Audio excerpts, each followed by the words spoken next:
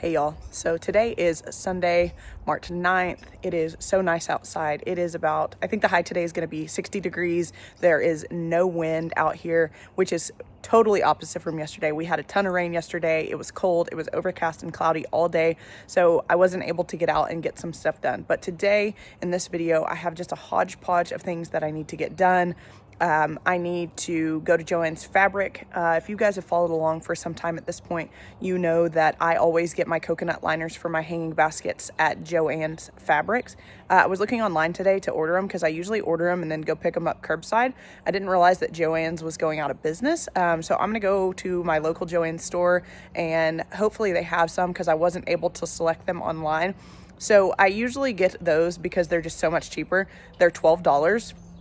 They're not pre-cut, but they're big enough for my hanging baskets. My hanging baskets are really large, and I never can find pre-cut circular coconut liners that are big enough for my baskets. So for the last probably 2 or 3 years, that's where I've been getting them, and they work the best, and they are also the cheapest.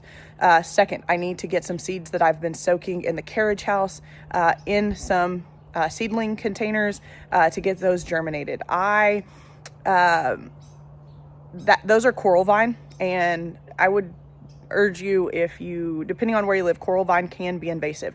But I saw this in South Texas last summer. I was at my mom's. We went to an estate sale. It was the end of summer. We go in this backyard and there's coral vine all over this fence, and the bees are going crazy on it at the end of summer. So it was a dearth. Dearth meaning there's not a lot of nectar flow. It's too hot. Flowers are starting to dry up. Things just aren't producing like they were earlier in the summer or in the spring. And I noticed that those bees were really attracted to that vine. So I ordered some seeds. So I'll be getting those to germinate. I will be planting those. I have everything that I need for that, so we'll pop those in. That'll be kind of a quick little portion of this video, but I do like to pay attention to what the bees are attracted to in late summer in the dearth. So my celosia last year, that is a self-seeder. It was a volunteer. It came up by itself. I didn't plant it.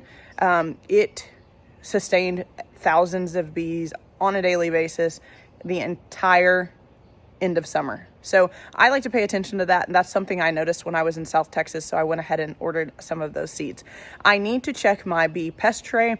I treated my bees a couple days ago. It was the first mite treatment of this year, so I treated that. I want to see what the mite drop looks like. Also, I am going to TLC. I'm going to get an Espalier tree. So I've been wanting an Espalier tree for quite a while, and I've just never pulled the trigger because mature pre-trained, they're pretty expensive, but I just decided to go ahead and bite the bullet. I don't want to train one myself. I think back there where I want to put it, I'll show you here in a minute, I think that it needs some mature structure back there. I just have the very symmetrical raised beds back there, and I really want an Espalier tree back there. So here in just a second, I will go show you where I'm going to put that. But let me flip my camera around really quick because there's a project that we have been meaning to do since we moved in, and we have not gotten it done. I've had everything that we needed for this project since we moved in, and it's just been getting pushed down on the list, But this year we don't have anything major to do in the front or the back landscape, and so we'll be able to get that done. It's a non-negotiable for me this year. So let me flip my camera around really quick and I'll show you what I'm talking about. All right, so this area. I need to get some star jasmine, and I need to get the trellis put up on this fence. I'll post a video of our last house, what we did there. We'll do the exact same thing. This fence is a little bit taller than our old fence though, and so we'll be doing that same diamond pattern. I like the bigger diamond pattern, and I especially want to see this fence and it gives some color through those larger diamonds. I'll have Tommy explain exactly how he does it when we get to that point, but we have all the eye bolts, we have all of the wire, and so we need to get that done. I did purchase some evergreen clematis seeds because I really truly want an evergreen option over here. This gets a decent amount of afternoon sun though, so I don't want to put English ivy on it. I did star jasmine in our last house, and while it's a semi-evergreen for us, it did not perform ever as an evergreen in our other house, and we just get too many like really low cold snaps in the wintertime. So I think that I probably will go back with star jasmine. Honestly, I haven't done a ton of thinking about it. So if you are in Oklahoma in zone 7 and you have a great evergreen vine option that is a reliable evergreen for you, then please let me know what that vine is, because I would be very interested in looking at it or taking a look at it as an option for this project. We need to get some things cleaned up here. This is some old edging, but I'm really excited to get started on this project because I do hate looking at this just blank fence over here. It's really pretty boring in my opinion, but we will need whatever I choose plant wise. We're gonna need quite a few of them, probably 10 to 15 at least. I'll have to look at the numbers and the spacing once we get the wire up, and then that will determine how many we need. It's not going to be a cheap project unless I buy some tiny little vines and start them from small. But if I can find a great evergreen vine option that's a reliable evergreen here in zone 7, I would be willing to start smaller and allow them to gradually climb up the trellis. And so yeah, we really need to get this project done. I'm very excited to finally get that done, because at this point I'm kicking myself for not doing it when we first moved in, because we would be training that thing all the way to the top at this point and we wouldn't be starting from ground zero. But anywho, that's how gardening goes. Sometimes you just don't get to it. Now let's go to the back really quick and I'll show you where I want to put the Espalier tree. I don't know how much rain we got yesterday, but we got quite a bit of rain. My rain gauge broke. At some point it had gotten some water in it and then it froze. Excuse the mess back here. I have not cut anything back yet. These are perennials here. I have a lot of perennials back here in these beds and I just haven't cut them back because we will be getting another cold snap. This sunshine ligustrum continues to come back. I've dug it out multiple times and it just keeps coming back and it just keeps coming back. But this is where I want the Espalier tree. So let me, and excuse the chair right here. I like to sit in that chair and watch my bees and I've just not moved it. Let me move it actually for the purpose of this video so that you can see. So this is a path here and this wall again is blank. I considered doing the same vine option as I just showed you on that front fence, and I probably still will. I might do vine from here to about there, but I do want to put an Espalier tree right there. Right now the nursery that I went to the other day, they have a pair and I'm okay with that, so I'll probably get a pair and place it right there, and then I still may go ahead and do vine on the rest of the fence, depending how far I want the Espalier to go out. I will be using the fence as support for the Espalier tree, so that will be a good option. And then also to replace this fence when we moved in. It is a cedar fence. It has metal poles on it, so this fence will not be this fence won't need to be replaced for a very long time, so I feel very comfortable putting the Espalier up against this fence. Gosh, I think that is it. That's all on my to-do list today. Gosh, the sunshine is so nice. And this coming week is supposed to be absolutely beautiful. I think we might get up to like 80 degrees this week. I think Wednesday and Thursday we kind of push 80, which will honestly kind of be hot because we're so used to this cooler weather, but today is so nice. After the rain, it knocked all the dust off, and so I'm just excited to get back in here and get gardening. However, we still are going to have a cold snap at the end of March. We typically aren't through our freezes and our last frost date until after Easter. So you know, I won't be planting any seeds. I won't be germinating any seeds, anything like that. But the Espalier tree, I would like to get in the ground. Tommy is out of town today though, and I need his truck. So it will probably get picked up tomorrow, and then I might be able to get it in the ground on Monday. We will see. Something else is on Monday. The countertop in the powder bath goes back in, so I'm excited about that, and I obviously will show you guys that completion once it is done. But anyways, let's just go ahead and get our stuff ready, and let's go run the errands that we need to run around town, and then we'll come back and get some stuff done here. All right, let's hope that they have what we need in here. If they do, depending on how many they have, I'll probably buy some for next year as well. Okay, sorry about the beeping, but I literally walked in the front door and they are right here. So this is the price, but they are actually $12. They have quite a few, so I'll be getting probably, let's see, 1, 2, 3, 4, 5, 6, 7, 8, 9, 10, 11. I need 12. Nope, they have some more back there, so I'll get 12.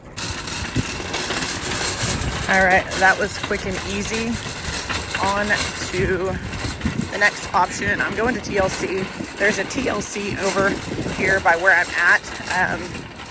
They do have some espalier trees, they said, so I'll look at them. There was one that at their other location that was really straight that I was really interested in, so we'll see, but we'll go there next. Okay, so first things first, I went for the Espalier pear, which I did get, but again, Tommy has to pick that up tomorrow. But while I was there, I got a bountiful baby blueberry and a sunshine blue blueberry. And I've been wanting some blueberries, and I'll be planting these in containers. These are fairly small blueberry variety. And the reason I got two different varieties is because blueberries are best pollinated, cross-pollinated. So most of them aren't self-fertile, so you really need two varieties for the best yield when it comes to blueberries. And so that is why I got these two different varieties. I would check when you purchase blueberries, you know, if they are self-fertile, if they're not, etc. But this bountiful baby blueberry, it is relatively small. So evergreen in mild climates, which I also liked. It probably won't be evergreen here. We get too cold. We get really cold spurts, but average 2 to 3 feet tall and wide. It says it's really great for containers. So that is another reason why I purchased it. Full sun zones 5 to 9. And then again, the sunshine blue blueberry, it is deciduous and it is full sun, obviously, and zones 5 through 10, moderate at 3 to 4 feet tall and wide. So I'm excited to get these in some planters that I have back in the raised bed area. The bees should certainly take care of the pollination on these blueberries, and it will give me something to put in those containers, and I can just kind of stagger them back in the back somewhere. Okay, so I need to get out all of the things that I need for planting these blueberries. I have some stuff in the pots that needs to go away. There's some trash in there and some things like that. So I need to get out some soil, which I actually need to go grab. I thought I had more soil than I actually do. So I'm gonna run and get that really quick, but I need to get out my kangaroo bag, my plant tone, and probably like a spade shovel to break up some of that dirt that's left in the container from last year. Kangaroo hard shell, shovel, plant tone, and some gloves.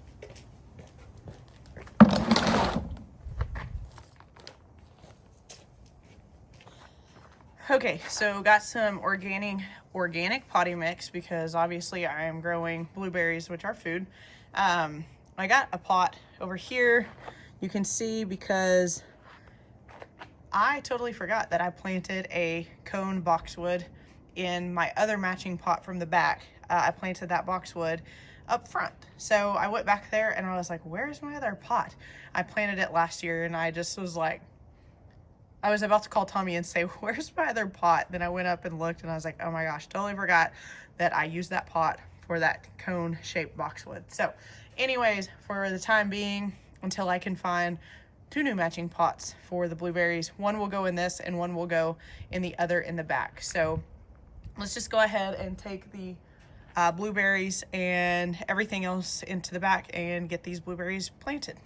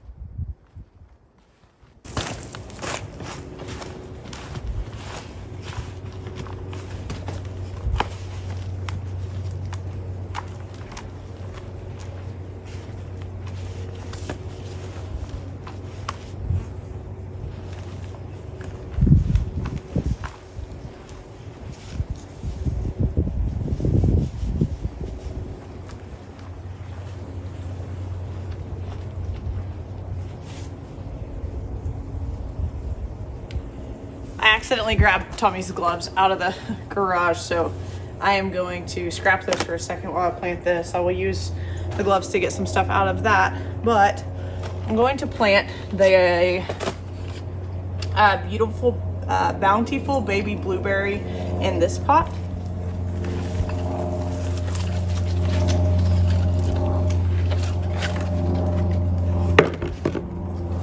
Rough up roots just a little bit. It's definitely not root bound though. Place it right here.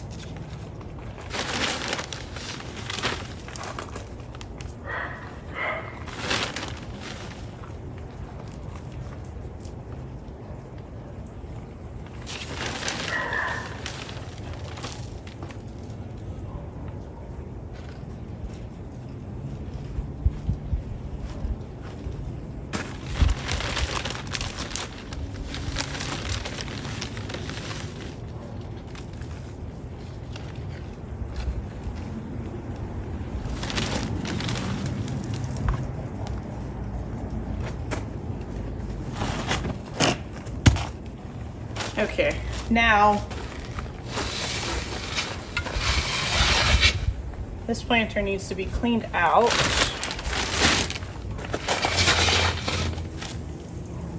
A bunch of slugs under there. I was gonna do this with gloves, but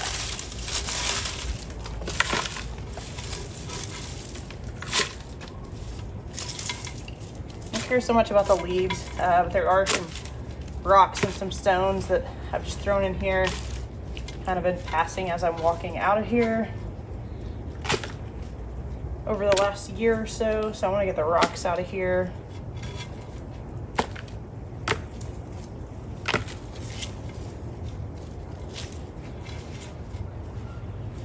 Okay.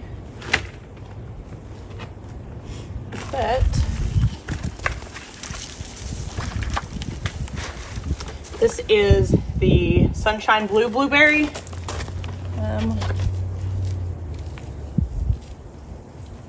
Tussle the roots just a little bit.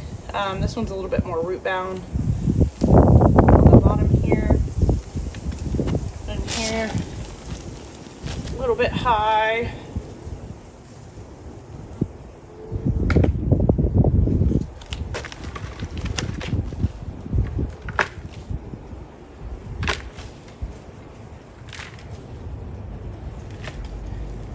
Better.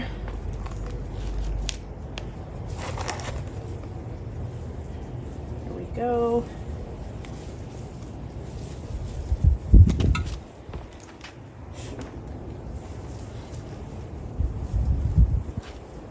Make sure it's really straight.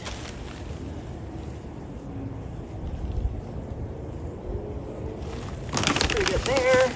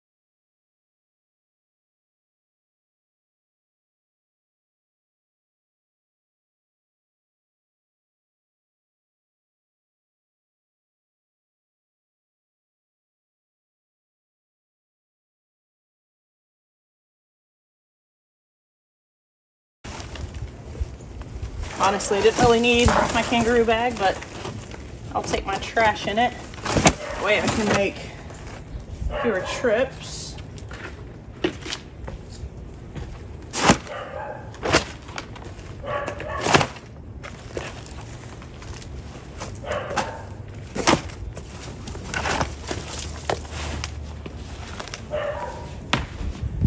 I will water these in really quick.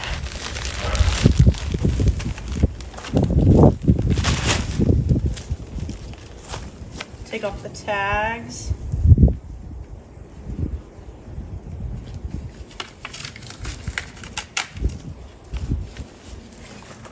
That one's not on there, it's on the pot. I'm not gonna be able to move the big pot very easily, so probably gonna leave the big one right here.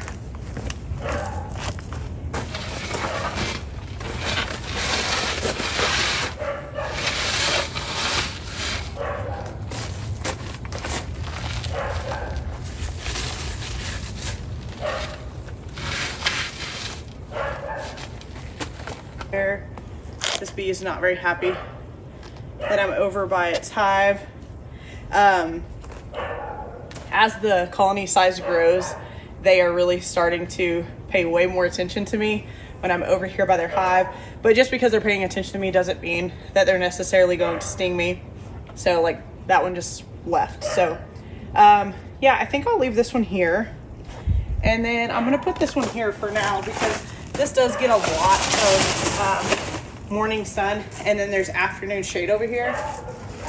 So let's just go ahead and get these watered in really quick. That potting soil was not very moist, so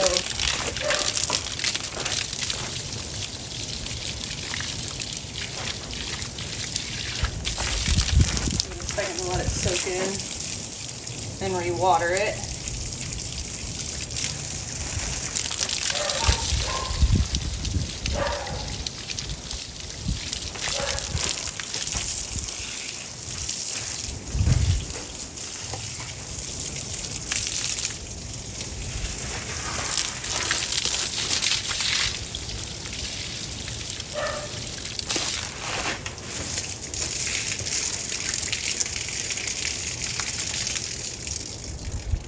So that one is there, and the other one is right here. You can see, and I probably will move that one. Obviously, I don't think it looks good there, but for the time being, I don't know where I'm going to put it, and I'll probably be getting another pot for it sooner than later, but nobody that carries ceramic pots is open today. That is a local store, so I just bought that really cheap one from Lowe's. I will reuse that for a fiddle leaf fig.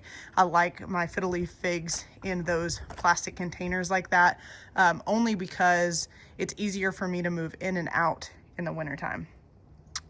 So anyways, there are the blueberries. Let's go over here and let me get some of this stuff cleaned up. And I've already got some soil put in the seed tray. I kind of stopped when I was bringing the soil over to do this really quick. So let's knock this out. The seeds should be soaked well enough, and that will be, gosh, I guess that's it for today. So last project. Actually just gonna run inside real quick and grab my seeds, and I'm gonna do this out here because it is way too nice not to be sitting out here working on some garden projects. It's 65 and sunny, so I don't wanna be inside. So let me grab my seeds and I'll be right back. Okay, so I have my seeds here that have been soaking for 24 hours. Seeds like this, they have, if I can get my camera to focus, there we go. They have hard outer shells, so you need to soak them for 24 hours to kind of persuade them to germinate a little bit better. So all I'm gonna do is I'm going to make a little divot in the soil over here. I'm going to cover it up lightly with soil, and then I'm going to water them. So I have a little water bottle out here. I can't find my mister. I don't know where it is. So I will be watering these with like a little water bottle, but a mister is best for small seeds that can easily be displaced. These are not going to be an issue, so that's why I'm okay with watering them with this. But I literally cannot find my mister. It's somewhere and I'm tired of looking for it, so I'm just gonna do it with this bottle of water. It's pretty targeted, and then we will put the lid on this to keep the moisture in, and they should germinate in about 7 to 21 days. So let's just get after it. Okay, I said 7 to 21 days, more likely 7 to 14, but again, we'll keep them moist. We'll keep the humidity high with the tray cover on, and then they will be out here in the carriage house. I do have a grow light when it's needed, but I will stick them close to the window here with the plastic tray on, and they will do just fine. So let's just go ahead and get these things germinated.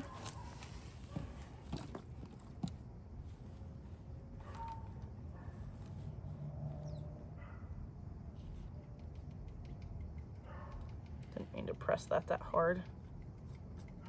Okay, barely cover with soil.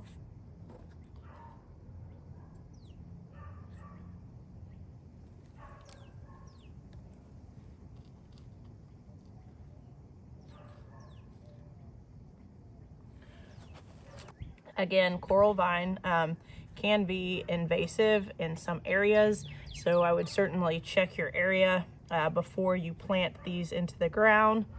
For us here, not something that I'm concerned about, but definitely check your zone. This is more of a tropical plant, thrives in high humidity, and we don't have that during the winter time, obviously, here, so not concerned. But I definitely loved how the bees were very attracted to this in the dearth period down in South Texas when it was hot, and so definitely wanted to get some seeds and try it here.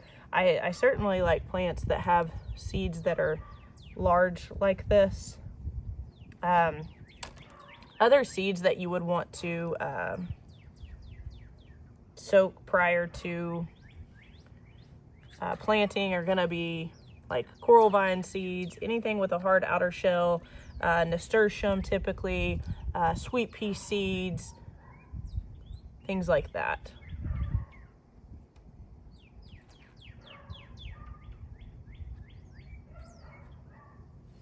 Okay, I think I got them all. Now that I've got this all dirty and messy with, oops, dang it.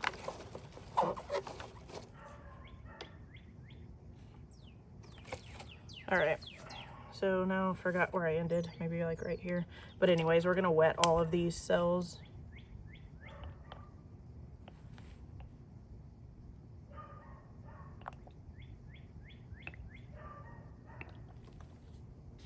And we'll brush a little bit more kind of on top of these as the soil settles.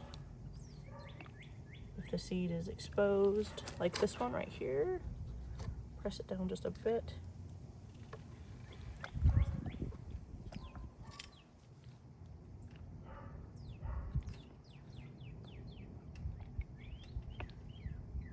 My sprayer actually would be working best for this. My mister probably, because this keeps uncovering the seed.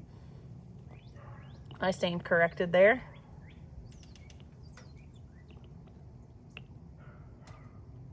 Just press it down a little bit, it'll be fine.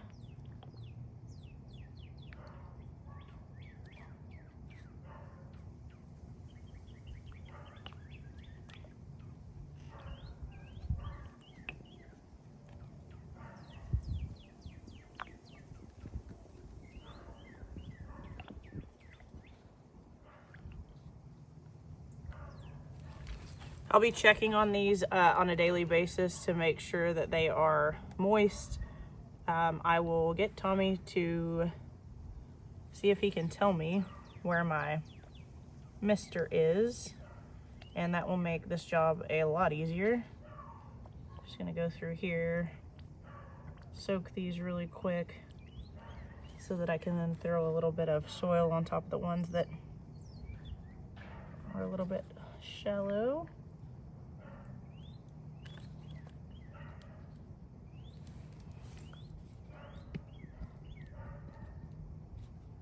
Okay, I'm gonna go grab some more water really quick. We'll finish this up and then we'll pop the lid on and we'll be done with this project. I forgot that I need to check the bee pest tray, so I'll pull it and I'll come over here and show you. Okay, you guys, so I did just my mite count, which is not a super accurate way. I pulled out the tray and I had it in front of my camera and I filmed it and I forgot to press record, but you're not really missing anything because when I was holding it in front of the camera, I'm like, you can't really see anything. Mites are so tiny. There was a lot of debris in there, but for this first mite treatment, I counted 5 mites. 5. I'm happy with that. So I'm happy with that because that is for every hatched bee that is in that hive, and they are certainly, their numbers are high, and I'm very happy with how they're doing. And so 5 mites isn't the most, looking at your pest tray isn't the most accurate way to tell how many mites you have. You really need to do an alcohol wash with 300 bees for that and see how many mites you come out with. But for not having done a mite treatment since the end of the fall, I'm pretty happy with 5 mites total. I had just cleaned the tray out, put new oil in it, and right after that I did my treatment. So there certainly could be mites that are on the slatted bottom board that haven't fallen all the way through, but I am pretty happy with 5 mites, especially as the colony is brooding up and new bees are hatching. Mites reproduce in inside capped cells. They don't reproduce outside caps. They just attach themselves to the bees once they have reproduced, and they're basically like a tick that transmits diseases for bees. So the trick is multiple treatments. I choose oxalic acid because it's organic, and so in order to be effective with oxalic acid, you need multiple treatments, roughly a few days to a week apart, just to make sure that you're hitting all those mites that are on those bees that have hatched. It doesn't penetrate wax cappings, so you're at a disadvantage there, but there's other disadvantages to other mite treatments in regards to ones that penetrate the cap cells. Like you can't have your honey super on. When you do some other treatments, oxalic acid is a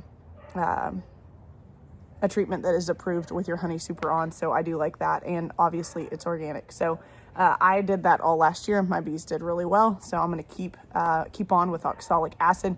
There is some talk about do mites get resistant to one treatment. Until I see otherwise in my own colonies, I'll be sticking with oxalic acid just because I found that it works for me. But anyways, sorry that I forgot to press record on that pest tray. I'd already popped it back in before I realized that I didn't press record. But anyways, that is all that I have for this video. Thank you guys so much for watching. We are so close to spring, and we'll see you in the next video. Bye.